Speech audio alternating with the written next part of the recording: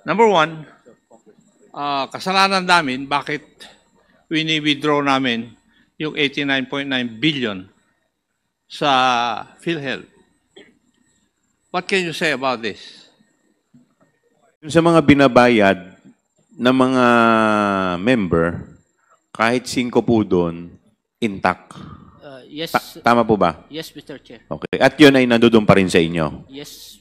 Yes.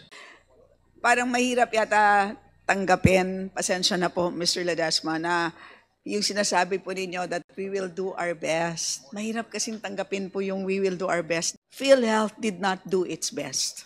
Tama po? You did Noted, not, Mr. Chair. You did not, We can assure the Filipino people that PhilHealth is financially healthy and that we can continue with all of our plans on increasing and enhancing the benefit packages po. Thank you, Mr. Chair. You could rest assured that PhilHealth will continue giving out the benefits to both members and both paying and non-paying members. Will this continue, Mr. Chair? Yes, Mr. Chair. Thank you.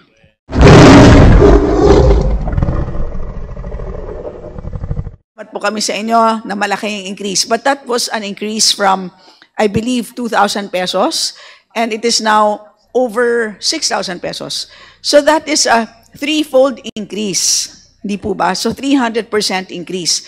So this is an example of hindi talaga uubra ang simpleng 30% or 50%. So yun ang aking hiling muli sa inyo na on top of uniform increases to address inflation, kung pwede po ninyong tignan ang, let's say, top 10 diseases or top 20 diseases, kung pwede po ninyong tignan case by case at baka naman pwede pa ninyong bonggahan ang pagtaas ng case rates kasi bitin po ang 50% increase para dito. Mr. Chair. Thank you very much, Mr. Chair. Kong Stella, yes. In fact, I wanted to highlight two things. The first is, you know, ma'am, this 30%, this 50%, I know you've mentioned this, it makes perfect sense. So I just want to add 50%, 30% plus rationalization. Rationalization afterwards. Also, we're also constantly looking at the top 20 cases in terms of morbidity and mortality. Because, again, we hear you loud and clear, ma'am. That's more important because talagang mas may efficiency yan eh. So, anyway, duly noted, ma'am. Yes. Right. Salamat. And in closing, Mr. Chair, parang mahirap yata tanggapin, pasensya na po, Mr. Ledesma, na yung sinasabi po ninyo that we will do our best. Mahirap kasing tanggapin po yung we will do our best dahil yung ating current situation na napakarami po nating pera, napunta tayo sa sitwasyon na to because, unfortunately, PhilHealth did not do its best. Tama po? Noted, Mr. Chair. You did not do your best, therefore, you ended up having so much cash. Ibig sabihin, hindi tayo nakapag-expand ng benefits in an optimal manner. Hindi tayo nakapagbayad ng hospital in a quick way. Bagal tayo sa pag-introduce ng reforms. Yun ang mga dahilan, di ba? Tinitipid natin ang benefits, yung nga sinasabi ko, inflation adjustments lamang, rationalization, nahuli. Yun ang mga, we did not do our best despite the money being there. And in the end, ano nangyari? Kumita pa po kayo. Di ba po? So by not doing your best, you ended up being an investment bank. Yun ang nakakalungkot. Kaya sana po, at this point in time, baka naman pwedeng ma-recalibrate at sana po there is greater assurance that because you have so much cash in your hands,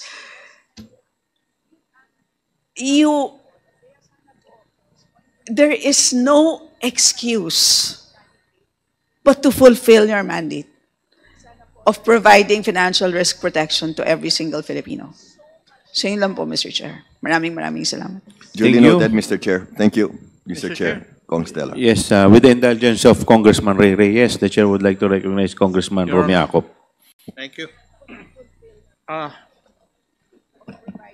Dalawa po yung lumalabas sa social media na kami po ay pinapartangan na may kasalanan.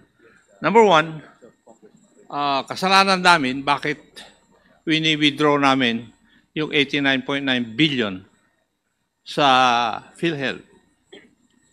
What can you say about this? I disagree. I don't think it's your fault po. I disagree.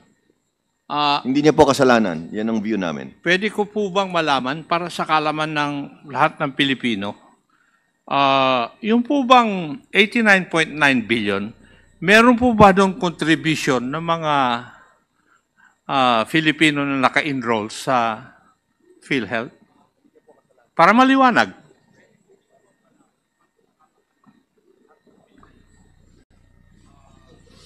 Yes, Mr. Lim Siaco.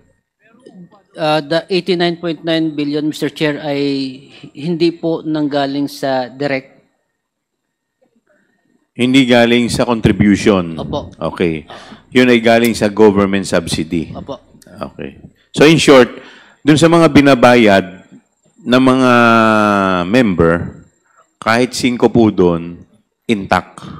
Yes, Tama po ba? yes, Mr. Chair. Okay. At yun ay nandoon pa rin sa inyo? Yes. Yes. Thank you. Now, Yes, Mr. Chair. Pwede po bang i-assure nyo yung mga Pilipino na enroll dyan na wala po sila dapat katakutan dahil yung status or financial status ng PhilHealth ay kaya pa naman? Kasi yun po ang lumalabas sa social media eh. Yes, Mr. Chair.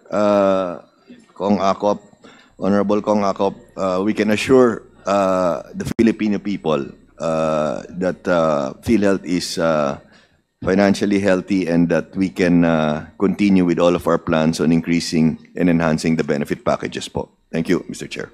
Thank you. The other issue is that kasalanan din ng Congress kung bakit zero ang budget ng PhilHealth. What can you say about that? Again, we disagree po. Like I said in my statement earlier, we go with the wisdom of Congress and hindi niya po kasalanan yan po. Gusto lang namin malaman kung wala po kayong budget, would it affect the operations of PhilHealth? Hindi po ba ninyo maibibigay yung dapat na maibigay sa mga members ng PhilHealth? Hindi po, Mr. Chair. Having zero budget will not affect at all, will not hamper the operations of PhilHealth. And like I said earlier, with our plans to increase and enhance the benefit packages, hindi po maapekto po. Thank you. The other reason why... Kung Acop, just to clarify, Yeah, please. hindi naman totally zero budget. Ang Zero subsidy po. Subsidy, Yes. not zero budget. I stand kasi corrected. medyo, yes, kasi po, yung budget po ng PhilHealth, nanggagaling po to sa 6 na sources. Tama po ba? Yung unang-una po dyan, galing po yan sa sin tax collection. Number 2, 50% ng income ng government share sa PAGCOR. Tapos another 40% from charity fund like PCSO. Ang ika-4, ito na po, yung premium contributions of members. At ang ika-5, annual appropriation of the DOH. At ika-6 lamang, yung national government subsidy. Tama po ba? So, just to clarify, wala lang po kayong government subsidy. But all the rest, nasa inyo pa rin. Tama po ba? Tama po, Mr. Chair. I stand corrected. It's Okay. zero So, subsidy it's not po. zero budget. Yes. It's zero government subsidy. Subsidy. Apologies po. Yes po. Very clear po. Yes, Congressman Acop. Thank you, Mr. Chair. Some sectors na advocates ng health, what we did, what Congress did, was a violation of the law. Yung Republic Act 11223. Tama po? Why? Because of the provision na no portion of the reserve fund or income thereof shall accrue to the general fund of the national government or to any of its agencies or instrumentalities, including government-owned or controlled corporations. Yun po yung basehan nila eh. Attorney Santos, what can you say about this? Yes, Attorney Santos, you're recognized. Mr. Chairperson, Honorable Representative Acop, does the question pertain to the 89.9 billion transfer, Mr. Chairperson? Yeah, yun ang basehan nila. It's against the law raw. Why? Because of this provision. Because of this provision sa Republic Act 11223. I understand, Mr. Chairperson, Honorable Representative Acop, but before PhilHealth transferred the initial or even the succeeding amount, Mr. Chairperson, Honorable Representative Acop, we were already covered by the positive opinion of the Office of the Government Corporate Counsel. We also have the positive opinion of the GCG regarding such transfer, and we have already consulted the Commission on Audit regarding this. And Mr. Chairperson, Honorable Representative Acop, our actions were based on laws, regulations, Mr. Chairperson. So with that, we are confident that all our actions are in accordance with law, rules, and regulations. Mr. Chairperson, Honorable Representative. Thank you, Attorney. May I know if the subsidies given by government form part of the reserve fund or the income?